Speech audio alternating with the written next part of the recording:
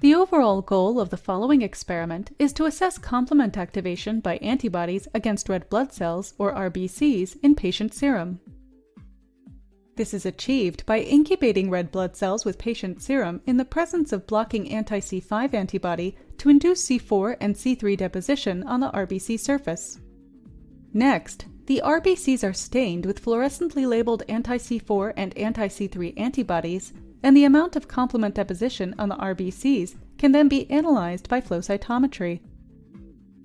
In an alternative method, the RBCs are incubated with patient serum in the absence of anti-C5 to induce complement-mediated lysis. The percentage of lysed RBCs can then be determined by measuring the amount of hemoglobin released by the cells by spectrophotometry. The main advantage of this new technique over existing methods such as the hemolysis or the antiglobulin test used in routine diagnostics is that it is quantitative in nature and we can detect subtle differences in complement activation.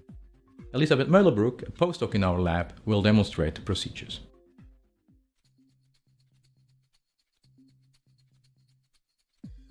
Begin by washing zero-typed red blood cells 3 times with PBS. Then incubate the pellet in 0.5% bromelain solution at a 1:2 ratio for 10 minutes at 37 degrees Celsius. After washing the cells 3 more times, store them as a 3% solution in fresh PBS at 4 degrees Celsius.